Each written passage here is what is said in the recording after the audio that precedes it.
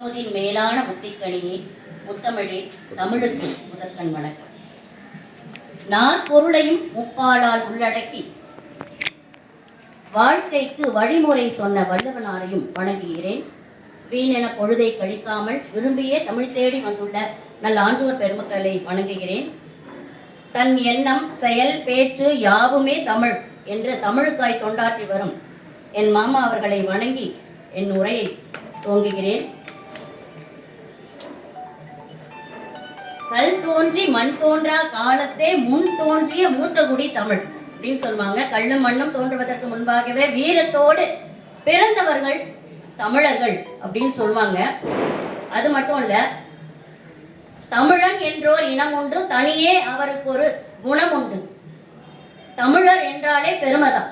அந்த பெருமையை பறைசாற்றுகின்றன எதுன்னு பார்த்தோம்னா இலக்கியங்கள் தான் பெருமையை பறைசாற்றுகின்றன. இலக்கியங்களை சங்ககால இலக்கியங்கள், சங்க மருவிய கால இலக்கியங்கள்னு ரெண்டா பிரிக்கிறாங்க. சங்ககால இலக்கியங்கள்னு பார்த்தோம்னா 10 பாட்டும் 8 தொகையும் சங்ககால இலக்கியங்கள்னு சொல்லுவாங்க. நற்றினை, நல்ல குறுந்தொகை, ஐங்குறு நூறு, ஒத்த பதிற்று 10, ஓங்கு பரிபாடல், கற்றறிந்தோர் ஏத்தும் கலியோடு இத்திரத்த 8 தொகை. இந்த 8 தொகை நூல்கள். அதன் கூட 10 பாட்டு, திருமுருகாற்றுப்படை, பொன்னராற்றுப்படை, சிறுபான் ஆற்றுப்படை, முல்லைப்பாட்டு, இந்த மாதிரி 10 ஆற்றுப்படை நூல்கள். இந்த 10ம் 8ம் சேர்ந்து 18 நூல்கள். இதை 14 மேற்கணக்கு நூல்களா வச்சாங்க. சங்க காலத்துல மக்கள் எல்லாம் செல்வ செழிப்போட ரொம்ப நல்லா வாழ்ந்துட்டு இருந்தாங்க. அப்ப எழுதப்பட்ட நூல்கள் எல்லாம் சங்ககால நூல்கள் எல்லாம் 14 மேற்கணக்கு நூல்கள் எல்லாம் ரொம்ப சிறப்பா இருந்தது. மக்கள் எல்லாம் செல்வ செழிப்போட வாழ்ந்துட்டு இருந்தாங்கன்றத சொல்லக்கூடிய நூல்களா இருக்குது. இப்போ ஐங்குறு நூறுல கூட ஒரு பாட்டில் பார்த்தோம்னா வயல்வெளியில பறவைகளை கூட விரட்டுறதுக்கு தன்னுடைய கம்பளை தூக்கி எறிஞ்சு விரட்டினா அப்படின்ற செய்தி எல்லாம் இருக்கு. பெண்கள்லாம் அப்படி விரட்டினாங்க அப்படின்னு. இப்ப செல்வ செழிப்போட நல்லா வாழ்ந்துட்டு இருந்த காலம் 14 மேற்கணக்கு நூல்கள் எழுதப்பட்ட காலம், சங்க காலம். அதுக்கப்புறம் களப்பிரர்கள் வராங்க தமிழகத்துல. அந்த சேர சோழ பாண்டியர்களுடைய ஆட்சி முடிந்ததுக்கு அப்புறம் களப்பிரர்கள் வந்தவொன்னா பிற சமயங்கள், வேற மொழி பேசுறவங்க எல்லாரும் வராங்க. அப்போ மக்கள் கிட்ட நெறி பிறட ஆரம்பிக்கிறாங்க. அப்ப எழுதப்பட்ட நூல்கள் எல்லாமே அறநூல்கள், மக்களுக்கு அறிவுரை தருகின்ற நூல்களா இருந்தது. அது எல்லாமே 14 கீழ்கணக்கு நூல்களா பிரிச்சு வச்சாங்க. திருக்குறள், நாலடியார், திரிகடுகம், ஏலாதி, இன்னா 40, இனியவை 40, கார் 40 இப்படின்ற நூல்கள் எல்லாமே 14 கீழ்கணக்கு நூல்கள்ல பிரிச்சு வச்சாங்க. அது எல்லாமே மக்களுக்கு அறவுரை தருகின்ற நூல்களா இருந்தது. இதுல முதலாவதா சொல்லக்கூடிய நூல் எது பார்த்தோம்னா திருக்குறள். திருக்குறள் நமக்கு எப்படி கிடைக்க பெற்றது அப்படின்னு நான் கொஞ்சம் தேடும்போது, நெட்ல கொஞ்சம் தேடும்போது, கௌதமன், செந்தலை கௌதமன்றவர் ஆராய்ச்சி பண்ணி அவர் சொல்லியிருக்காரு. முதல்ல ஏடுகளா இருந்தப்ப எப்படி கிடைச்சது அப்படின்னு நான் தேடி பார்க்கலான்னு பார்த்தேன்.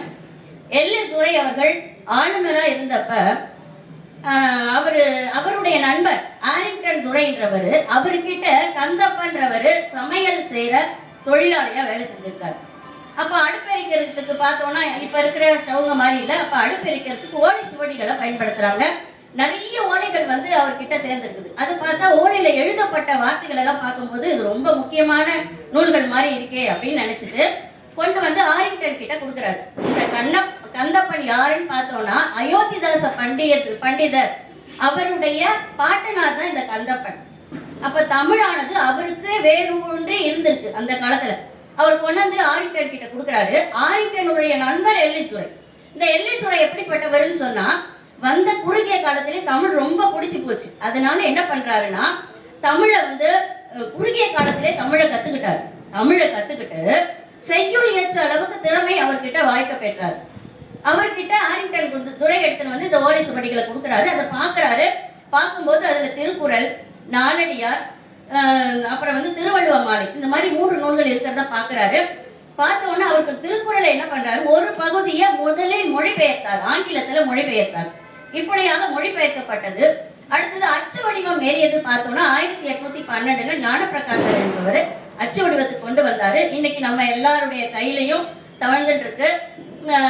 இன்னும் வரையும் பழைய நூலா இருந்தாலும் புதுமை பொலிவுடன் எல்லா உலகம் எங்கும் இருக்கக்கூடிய மக்கள் படிக்கக்கூடிய உலக பொதுமுறையாக திகழ்ந்து கொண்டிருக்கிறது. அதுல இருந்து இன்னைக்கு நான் வந்து வாய்மை அப்படின்ற அதிகாரத்தில் அமைந்த கருத்தை இன்னைக்கு உங்ககிட்ட பகிர வந்திருக்கேன். வாய்மை, நான் சொல்வதெல்லாம் உண்மை, உண்மை தவிர வேறொன்றும் இல்லை. வாய்மைனா உண்மை, உண்மை நேர்மை, அதையும் திருவள்ளுவர் வந்து வாய்மைக்குள்ளேயே அடக்குறாரு. முதல்ல அவர் குறளை அந்த தலைப்பு கொட்டி என்னன்னு சொல்லிடுவாரு.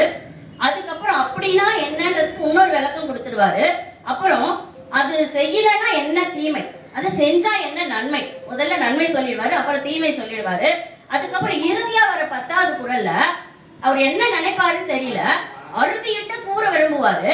அதனால அடிக்கிற மாதிரியே சொல்லுவார். 10வது குறளை பார்த்தோன்னா அவ்வளவுதான், நம்ம அப்படியே வாய் பொத்தி அதை கேட்டுக்கிட்டு போற மாதிரி தான் இருக்கும், மறுத்து சொல்ற மாதிரியே இருக்காது. அப்ப அப்படிப்பட்ட குறள் இன்னைக்கு வாய்மைன்ற அதிகாரத்தில் அமைந்த திருக்குறளை நான் இன்னைக்கு உங்ககிட்ட பொருள் விளக்க சொல்ல வந்திருக்கேன். முதல்ல அந்த திருக்குறள் 10 சொல்லிடுறேன். வாய்மை எனப்படுவது யாதெனின் யாதொன்றும் தீமை இல்லாத சொல்லல், பொய்மையும் வாய்மை இடத்த புரை தீர்ந்த நன்மை பயக்கும் எனில் தன்னெஞ்சறிவது பொய்யற்க பொய்த்த பின் தன்னெஞ்சே தன்னை சொல் உள்ளத்தார் பொய்யாதொழுகின் உலகத்தார் உள்ளத்துள் எல்லாம் உலர்.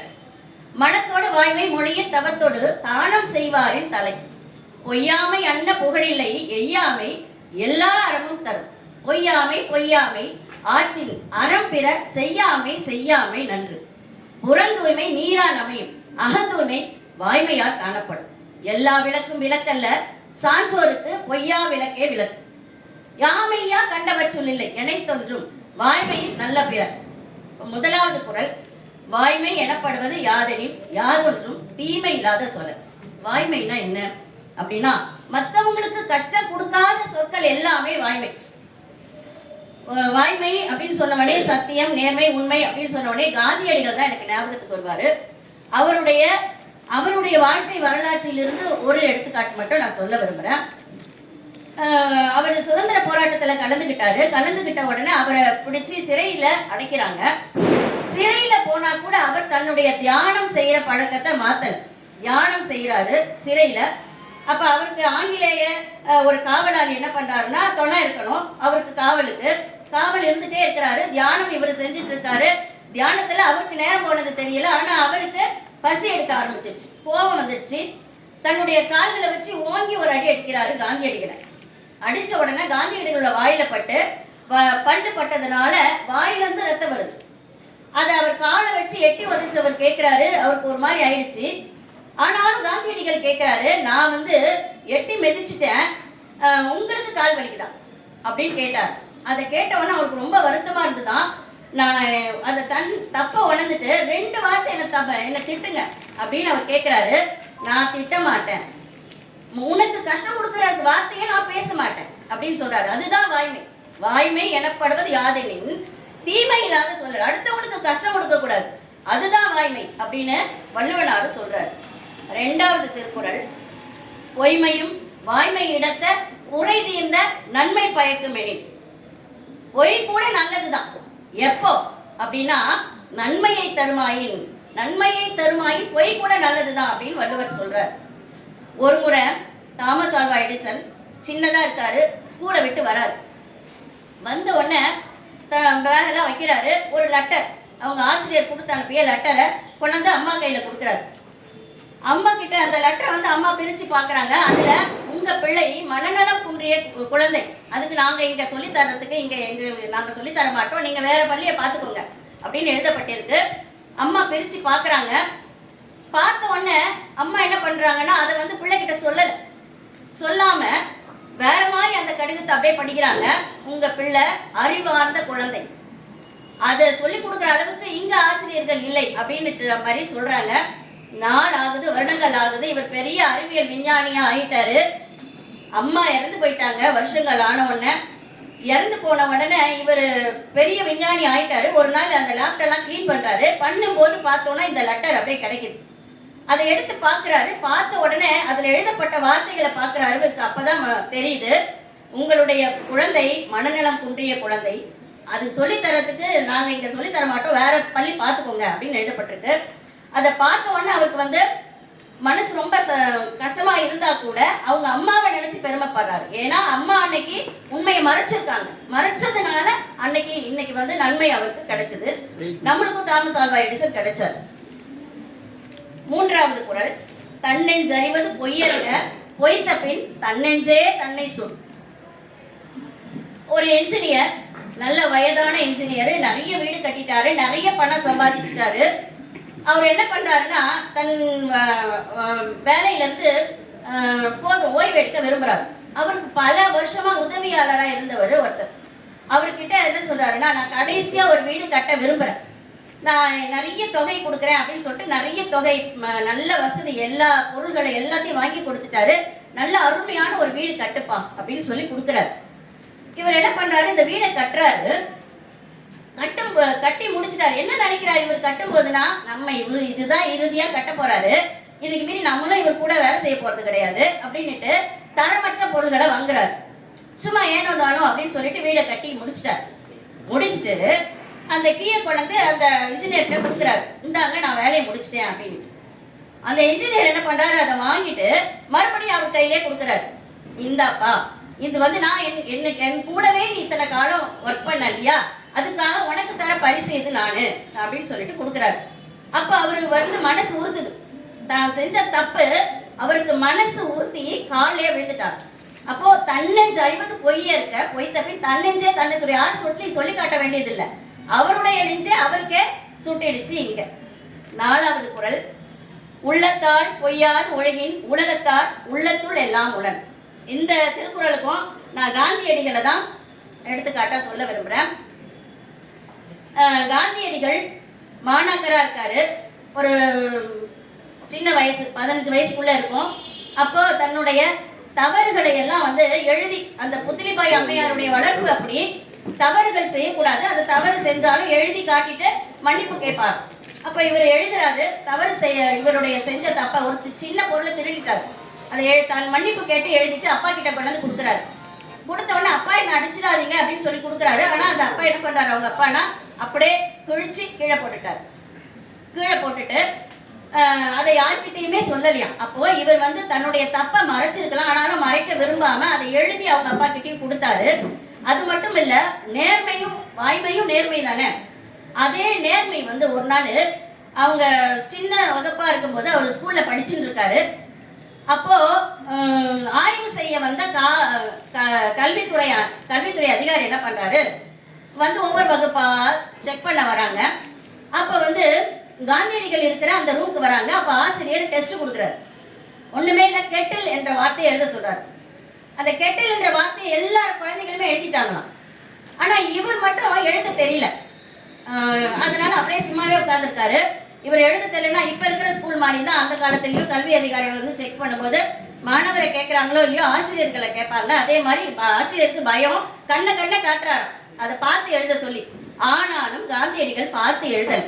காரணம், நேர்மையா இருக்கணும், உண்மையா இருக்கணும் அப்படின்ற எண்ணத்தினால அவர் பார்த்து எழுதல. அதுக்கப்புறம் அவர் ஆசிரியரே வந்து சொன்னாராம், நீ ஏன் பார்த்து எழுதலன்னுட்டு, நான் அதை பார்த்து எழுத விரும்பல அப்படின்ற செய்தியையும் அவர் சொல்லியிருக்காரு. இதுவும் நேர்மைதான், நேர்மையும் உண்மைதான். அடுத்து 5வது குறள், மனத்தோடு வாய்மை மொழியின் தவத்தோடு தானம் செய்வாரின் தலை. மாவீரன் நெப்போலியன், இந்த உலகத்தையே கட்டி ஆளணும்னு நினைச்ச மாவீரன் நெப்போலியன் சின்ன ஸ்கூல்ல படிக்கும்போது ஹாஸ்டல்ல தங்கி இருக்கிறாரு. அப்ப ஹாஸ்டல்ல தங்கி இருக்கும்போது அந்த ஹாஸ்டல்லே இருக்கக்கூடிய ஒரு மாணவன் என்ன பண்றான்னு சொன்னா, கைப்பை தொலைஞ்சு போச்சு. அந்த மாணவனுடைய கைப்பையே நேரம் ஹாஸ்டல் வார்டன் கிட்ட வந்துட்டு, என்னுடைய கைப்பையை காணும், எடுத்தது நெப்போலியன் தான் அப்படின்னு சொல்லிட்டான். அவர் விசாரிக்கவே இல்லை, நேராக கூப்பிட்டு நெப்போலியனை பயங்கரமா அடிச்சிருக்காரு. அடி வாங்கிட்டு கூட அமைதியா போயிட்டாராம் நெப்போலியன். அதுக்கப்புறம் சில நாள் ஆச்சு, ஒரு வாரம் கழிச்சு அந்த பையனே கொண்டு அந்த கைப்பையை கொண்டு வந்து அந்த வார்டன் கிட்ட கொடுத்துட்டு, நான் தப்பு பண்ணிட்டேன், நான் என்னுடைய கைப்பை காணாம போகல, அது என் பேக்லேயே தான் இருந்தது, நெப்போலியன் எடுக்கலை அப்படின்றத சொல்லியிருக்கான். உடனே அவர் வந்து நெப்போலியன் கிட்ட கூப்பிட்டு கேட்டார், நீ ஏன்பா, நீ சொல்ல வேண்டியதானே, நான் ஒரு அடி அடிக்க வரும்போதே நீ எடுக்கலன்னு சொல்ல வேண்டியதானே அப்படின்றதுக்கு, என் மனசுக்கு தெரியும் நான் நேர்மையா இருக்கேன், உண்மையா இருக்கேன், நான் என்னுடைய மனசுக்கு தெரியும். அந்த சமயம் நான் சொன்னேன்னா கூட அது நீங்க நம்ப தகுந்ததா இருக்காது, நான் மறைக்கிறேன் அப்படின்னு தான் நீங்க நினைப்பீங்க அப்படின்னு அவர் சொல்லியிருக்காரு. இதை தான் வள்ளுவர் சொல்றாரு, மனத்தோடு வாய்மை மொழியை தவத்தோடு தானம் செய்வாரில் தலை அப்படின்னு சொல்றாரு. அடுத்தது 6வது குறள், பொய்யாமை அன்ன புகழில்லை எய்யாமை எல்லா அறமும் தரும். பொய்யே சொல்லாம வாழ்ந்தா எல்லா அறமும் நம்மளை தேடி வரும். ஒரு மன்னர் அவர் என்ன பண்றாருன்னா, தன் வயசாகி போச்சு, தன் நாடை நல்ல ஒரு ஆள் கிட்ட ஒப்படைக்கணும் அப்படின்னு நினைக்கிறாரு. ஒரு நாள் முரசறை ஒன்கிட்ட கூப்பிட்டு, நீ முரசறைஞ்சிருப்பா, நல்ல எல்லா இளைஞர்களையும் வர சொல்லுப்பா அப்படின்னு சொல்லி முரசறைகிறாங்க. எல்லா இளைஞர்களும் ஒரு இடத்துல ஒன்று கூட்டிட்டாங்க. அப்போ மன்னர் என்ன பண்றாரு, கைப்பை நிறைய விதைகள் எடுத்துட்டு போயிட்டு எல்லா இளைஞர்களையும் வரிசையா நிக்க வச்சுட்டு, நீங்க இதை ஆளுக்கு ஒன்று தருவேன், நீங்க ஒரு தொட்டியில போட்டு அதை தண்ணி ஊற்றி நல்லா விளைய வச்சு கரெக்டா ஒரு வருடம் கழிச்சு நீங்க அதை எடுத்துன்னு கொடுக்கணும் என்கிட்ட அப்படின்னு சொல்றாரு. எல்லாருக்கிட்டையும் விதைகளை கொடுக்குறாரு. அந்த இளைஞர்கள்ல எல்லாருமே வாங்கிட்டு போறாங்க. ஒரு வருடம் ஆச்சு, எல்லா இளைஞர்களும் வராங்க. வந்த உடனே அந்த எல்லா செடியும் பார்த்தானா நல்ல பூத்து இருக்கு, காய்ச்சி இருக்கு, நல்லா வளர்ந்துருக்கு வளர்த்தியா. ஆனா ஒரு இளைஞனுடைய தொட்டி மட்டும் அப்படியே இருக்கு. இதை பார்த்த உடனே நேரா போறாரு அரசரு. ஏன் மட்டும் நீ என்ன விதை போடலையா அப்படின்னு கேட்கிறாரு. இல்ல, நான் விதை போட்டேன், ஆனாலும் தினமும் தண்ணி ஊத்துனேன், நல்லா பார்த்துக்கிட்டேன், ஆனாலும் அதிலிருந்து செடி வரல அப்படின்னு சொல்றாரு. உடனே மன்னர் அறிவிக்கிறாரு எல்லா இளைஞர்கள் கிட்டையும், இந்த நாட்டினுடைய மன்னன் அந்த இளைஞன் தான், எது செடி வரலன்றமோ அந்த இளைஞன் தான் அப்படின்னு சொல்லிட்டு சொல்றாரு. அந்த இளைஞர்கிட்டயே நாட்டையும் ஒப்படைக்கிறாரு. எல்லாரும் கேட்கிறாங்க, காரணம் என்ன அப்படின்னு கேட்கும்போது என்னன்னா, அந்த வறுக்கப்பட்ட விதைகள் எல்லாமே அது வறுக்கப்பட்ட விதைகள் எல்லாமே விளையாது. ஆனாலும் சொன்னவங்க எல்லாரும் பொய் சொல்லியிருக்காங்க, அந்த இளைஞன் மட்டும்தான் உண்மையாவே பொய் சொல்லலை, நேர்மையா இருந்ததுனால அந்த நாட்டை அந்த நேர்மையான அந்த இளைஞன் கையிலேயே அவரு படைச்சாரு. அடுத்தது, பொய்யாமை பொய்யாமை ஆற்றின் அறம் பிற செய்யாமை செய்யாமை நன்று. விவேகானந்தர் வகுப்பறையில விவேகானந்தர் என்ன பண்றாருன்னா, பாடகம் ரொம்ப துருதுருன்னு இருப்பாரு இள வயசுல விவேகானந்தர். ஆசிரியர் பாடம் நடத்திட்டு இருக்காரு, 4 மாணவர்களை உட்கார வச்சு இவர் கதை சொல்லிட்டு இருக்காரு விவேகானந்தர். இது இப்பவும் நடக்குது. ஆனா எல்லாரும் விவேகானந்தர் ஆவாங்களான்னு பார்த்தா அது தெரியல. ஆனா அப்ப விவேகானந்தர் அதை பண்ணியிருக்காரு. கதை சொல்றது அவருக்கு ரொம்ப பிடிக்குமா, அதனால கூப்பிட்டு வச்சு கதை சொல்லியிருக்காரு அந்த 4 பேர்கிட்டையும். ஆசிரியர் பார்த்து 10 நிமிஷம் கழிச்சு அவருக்கு கோபம் வந்துருச்சு. பாக்குறாரு, எல்லாருக்கிட்டையும் கேட்கிறாரு, நீங்க எப்படி பாடம் நடத்தும் போது இந்த மாதிரி கவனிக்காம இருக்கிறீங்களே. 4 மாணவர்கள்கிட்டயும் கேள்வி கேட்கிறாரு. அந்த 4 மாணவர்களுமே பதில் சொல்லல. சொல்லாம உடனே விவேகானந்தர் கிட்ட கேட்கிட்டாரு, அவர் பதில் சொல்லிட்டார். அப்புறம் ஆனாலும் அவர் அவர் மன்னிப்பு கேட்கிறார். நான் என்னுடைய தப்பு தான், என்ன மன்னிச்சிடுங்க, அவங்க மேல தப்பு கிடையாதுன்னு சொல்லிட்டு. உடனே 4 மாணவர்களை கேட்கிறாங்க, நீ ஏன் மன்னிப்பு கேட்ட, நீ தான் பதில் சொல்லிட்டல, நீ அப்படியே கூட இருந்திருக்கலாமே அப்படின்னு கேட்குறாங்க. எனக்கு மனம் அந்த மாதிரி ஏத்துக்கல, அதனால நானே மன்னிப்பு கேட்டேன் அப்படிங்கிறாரு. இதுதான் பெரியவங்களுடைய தன்மை. மன்னிப்பு கேட்க தயங்கவே மாட்டாங்க, நேர்மையா இருக்கணும், உண்மையா இருக்கணும் அப்படின்னு விரும்புவாங்க. அடுத்தது, புறந்தூய்மை நீரால் அமையும், அகந்தூய்மை வாய்மையார் காணப்படும். புறத்து உறுப்புகளை எல்லாம் நம்ம நீரை வச்சு சுத்தம் செய்கிற மாதிரி அகத்து உறுப்பு உள்ளத்தை தூய்மை செய்வது எதுன்னு பார்த்தோம்னா உண்மை, நேர்மை, சத்தியம். இதுதான் உள்ளத்து உறுப்பாகிய எல்லாத்தையும் சுத்தம் பண்ணக்கூடியது, அதுதான் அப்படின்னு வள்ளுவனார் சொல்றார். 9வது குறள், எல்லா விளக்கும் விளக்கல்ல, சான்றோருக்கு பொய்யா விளக்கே விளக்கு. புத்தபிரான் எல்லாரையும் சொல்லியாச்சு, புத்தபிரானை சொல்லாம இருக்கவே முடியாது. 10 விதமான போதனைகள் அவர் மக்களுக்கு கொடுத்தாரு. அதுல 2வது போதனை என்னன்னு பார்த்தானா உண்மை, சத்தியம், நேர்மை, அதுதான் சொன்னாரு. 3 விஷயத்தை இந்த உலகத்துல மறைக்க முடியாதுன்னு சொல்றாரு. 1 சூரியன், 2 சந்திரன், 3 உண்மை. இந்த 3ஐயும் மறைக்கவே முடியாது அப்படின்னு சொல்றாரு. அந்த 3 உண்மைப்படி வாழணும் அப்படின்னு சொல்றாரு. 10வது குறள், யாமையா கண்டவற்றுள் இல்லை அனைத்தொன்றும் வாய்மையின் நல்ல பிற. இதுதான் அடித்து திருத்துற மாதிரி சொல்லக்கூடிய 10வது குறளுக்கு வந்துட்டோம். நான் பார்த்ததுலயே அப்படிங்கிறார். அவர் எப்படிப்பட்டவர்ன்றது அவருக்கே தெரிஞ்சிருக்கு. சிறந்தவர், அறிவில் சிறந்தவர் அப்படின்ற செய்தி. யாமையா கண்டவர் சொல்லில்லை எனைத்தொன்றும் வாய்மை நல்ல பிற, வாய்மையை விட சிறந்தது எதுவுமே இல்லை அப்படின்னு சொல்றாரு. ஒரு வாட்டி என்ன பண்றாங்கன்னா, ஒரு அறையில 10 பேருக்கு கண்ணை கட்டிட்டாங்க.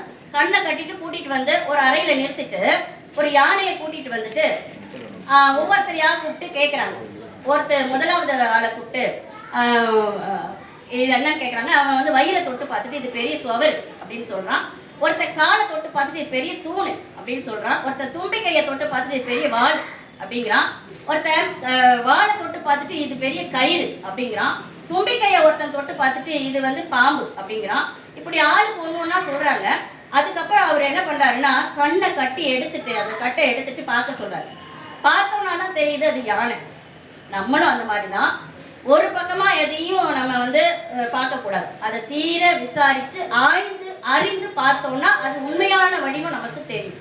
அவ்வளோதான். இதுதான் வந்து உண்மை, இதுதான் நேர்மை, இதுதான் வாய்மை. எல்லாருமே மெய்யாய் வாழ்வோம், வாய்மையே வேண்டும். வாய்ப்புக்கு நன்றி, வணக்கம்.